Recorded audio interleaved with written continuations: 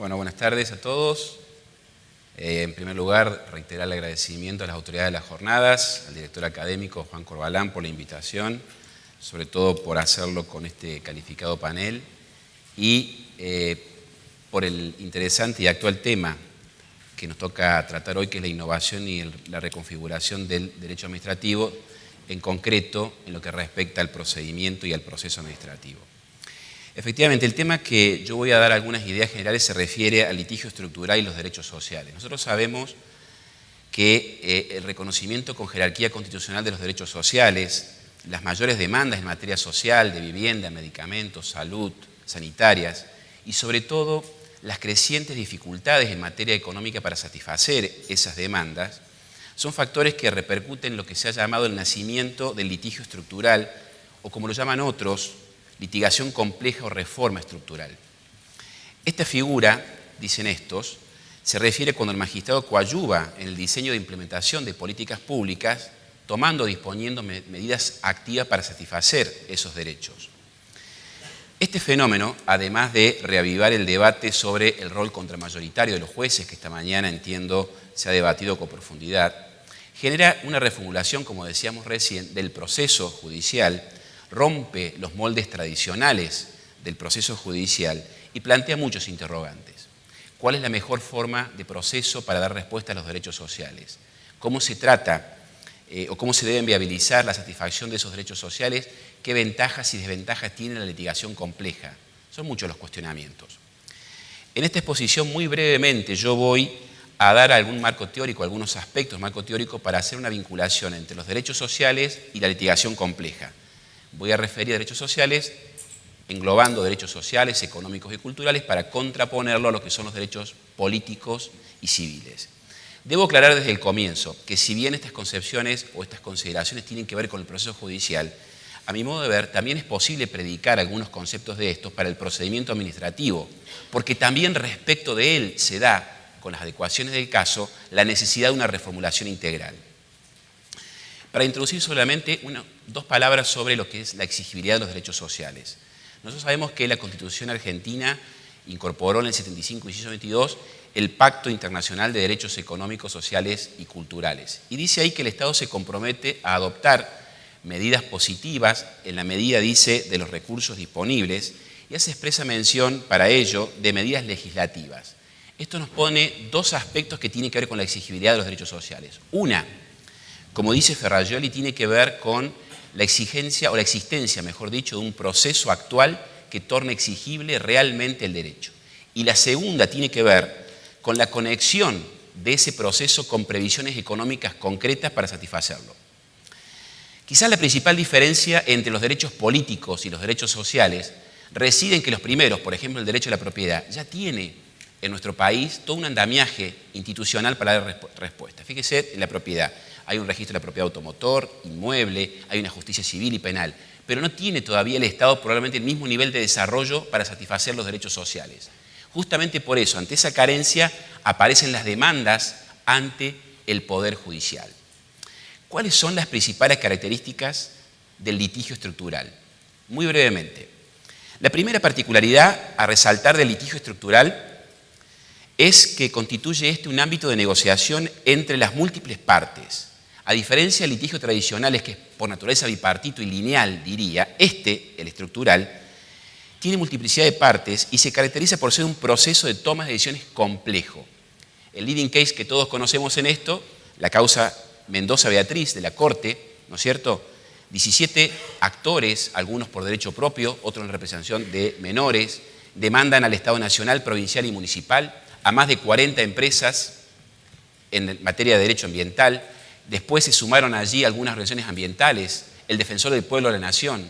Se ensayó allí también el Instituto de los Amigos del Tribunal, entre otras innovaciones.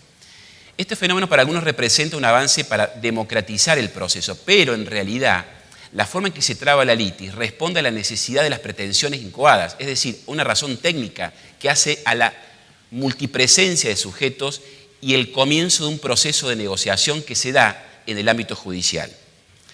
La celebración de audiencias públicas, meses de diálogo. Fíjese que Gargarella hace referencia a que este tipo de problemas que se dan en sede judicial no se resuelven con un sí o un no en la sentencia. Él hace referencia aquí a que hace falta en el proceso judicial como la necesidad de toma de decisiones, y es eso lo que importa este tipo de proceso. Negociación para tomar decisiones que afectan a múltiples sujetos. Otro aspecto importante acá a tener en cuenta es los instrumentos que importa el proceso, audiencias públicas, mesas de diálogo, consultas a los particulares. Fíjense que una vez que se celebra una audiencia pública en sede administrativa, y esa es la importancia legitimante que tiene este instrumento, el juez no revocará la decisión en sede judicial. Así lo ha dicho la Corte, por ejemplo, en la causa de Nor, que dado que como se había celebrado una audiencia pública en sede administrativa, no podía luego revocar un acto administrativo en sede judicial. Otra característica tiene que ver, quizás, con el prolongado tiempo o con la particularidad del proceso de ejecución de sentencia. Adquiere aquí también una fisonomía especial de la litigación compleja. Esto va a depender, por supuesto, de la característica del derecho involucrado y la naturaleza, por supuesto, de las modificaciones introducidas por el proceso judicial. Por eso algunos autores hablan de reforma judicial a este tipo de litigios. Las sentencias fijan objetivos, cronogramas de avance, controles y cumplimiento. Quizás, para mencionar los casos paradigmáticos en este tema, tengamos que dirigirnos a la Corte Interamericana de Derechos Humanos. La Corte Argentina, el pasado mes de mayo, ha sacado una causa, ATE, donde cita en el holding de la sentencia un pronunciamiento de la Corte Interamericana, que es Masacre Plan de Sánchez contra Guatemala. En ese caso de la Corte Interamericana, había allí una masacre, habían muerto más de 300 personas, y en reparación a los familiares de las víctimas, la Corte Interamericana dispuso que Guatemala debía tomar estas medidas, incluir en el presupuesto nacional programas destinados a satisfacer o atender los daños producidos. En concreto, debía establecer en el presupuesto un programa de estudio y difusión de la cultura maya. Debía también incluir un programa de mejora y mantenimiento de comunicación entre las comunidades afectadas. Tenía que crear también un sistema de alcantarillado y suministro de agua, establecer un centro de salud, escuelas. Debía establecer un programa de avance y a la fecha, lo pueden ver hoy por internet, están cumplidas el 70% de estas prestaciones y el resto, la misma Corte va haciendo un seguimiento del cumplimiento de la sentencia. Esta es una particularidad del proceso de toma de decisiones en una litigación compleja. En el derecho doméstico tenemos también precedentes de varios tribunales. Tomo uno porque me pareció interesante. En Mar del Plata, el Tribunal Criminal número 3 también estableció una sentencia en la cual ordenó el juez a la administración a que incluyera en el presupuesto la designación de 2 hospitales, otorgarle presupuesto para que funcionara, y también la obligación de prestar una caja, montos para una caja chica de gastos de día a día. Y después la justicia fue controlando el cumplimiento de esta sentencia. Otra tercera y última característica que yo voy a señalar acá de estas causas se refiere, como podemos ver como corolario de todo esto, es el tema de que se modifica el rol de juez en el proceso. Se flexibiliza el principio de congruencia de la actuación judicial. Es decir, acá el juez tiene más libertad para actuar.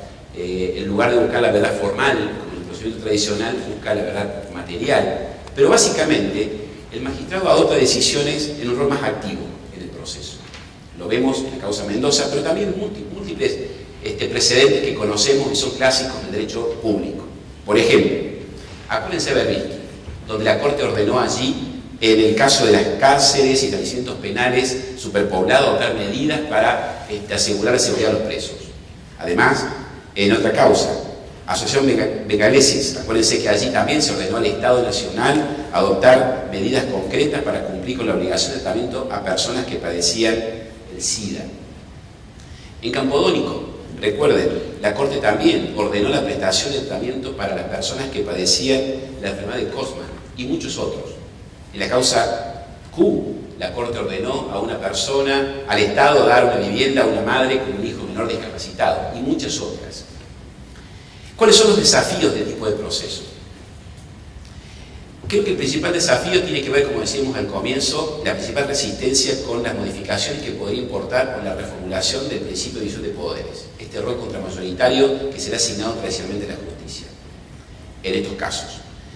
Por supuesto que a la hora de ver los límites o desentrañar los límites que tiene la función judicial en los casos de litigación compleja, tenemos que recordar, por supuesto, que el juez no fija políticas públicas ni puede hacerlo por el principio de división de poderes, pero es cierto también, como dicen estos casos, que el juez sí puede establecer principios generales en cumplimiento de los tratados internacionales, porque al fin y al cabo, el responsable internacional frente al derecho social no satisfecho es el Estado argentino. Y todas las autoridades de cualquier poder tienen que satisfacer o tomar las medidas a su alcance y en su competencia para satisfacerlo. Otro desafío del juez, creo, es recabar todos los datos que sean necesarios para adoptar o tener en cuenta las decisiones, las consecuencias de sus decisiones. Es decir, tienen efecto económico en las decisiones que adoptan, y acuérdense también que los efectos de las decisiones del juez es el mejor índice para analizar la razonabilidad de la medida judicial. Acá también deriva otra particularidad de tipo de procesos, que es la capacidad técnico-científica del magistrado, porque somos abogados y este tipo de decisiones involucran aspectos que no siempre o no todas corresponden a la ciencia jurídica. Finalmente, otro desafío que tiene el litigio estructural se refiere a los costos, como decíamos antes, de las decisiones que se adoptan. Por supuesto, toda decisión que satisfaga derechos sociales repercute necesariamente en el presupuesto y tiene que ver con el manejo en definitiva de los fondos para satisfacer. Como decía Bobbio, no se trata de establecer derechos que nadie niega, sino en todo caso de establecer los mecanismos para que estos sean efectivos. Por supuesto que en relación a estos temas tengamos presente que la Corte viene introduciendo últimamente profundas innovaciones en el proceso constitucional en su sede. Se vislumbra casos, por ejemplo, recuerden, las acciones de clase, en la causa Lavi, el tema de la administración judicial de casos grandes, que administran grandes conflictos, la causa Mendoza, la institución de los amigos del tribunal para ciertas causas, la creación de la oficina de análisis económico, la expansión de las acciones declarativas de certeza, los requisitos del recurso extraordinario que están establecidos en la acordada 4 del 2007, y otros temas de información como la evolución del recurso del per saltum, el paso del certiorario negativo al positivo, entre otros. Son mecanismos que de a poco se van ayornando a las exigencias de litigaciones más complejas. Finalmente, dos palabras sobre el litigio estructural en sede administrativa. Nosotros recordemos que la intervención administrativa para satisfacer necesidades sociales o económicas se puede hacer mediante actos particulares o actos generales. El derecho administrativo de los Estados Unidos se discute sobre la fungibilidad de las técnicas para satisfacer unas u otras. Es decir, para resolver una cuestión, la autoridad administrativa lo hace por un acto general, conflicto estructural, o lo hace a través de casos particulares, adjudicaciones puntuales. El problema no es menor porque serán distintos los procedimientos y después también serán distintos los alcances del control judicial en cada caso. La jurisprudencia americana ha dicho, la causa Jeremy y muchos otros, que el abordaje de situaciones que afecten en la generalidad usuarios o en masa, que puede ser temas ambientales, carcelarios y otra índole, debe ser establecido por actos reglamentados a través de principios y luego las particularidades con actos particulares o concretos. Para terminar, solamente una idea. El litigio estructural es una respuesta a una necesidad colectiva en materia de derechos sociales. El fenómeno, que vemos que exhibe muchísimos interrogantes, yo aquí expuse algunos y seguramente ustedes tendrán muchísimos más, quizás nos requiera como tarea científica, creo, antes que negarlo, optimizarlo como respuesta institucional para dar respuesta a las necesidades reales de la gente. Yo les agradezco su atención.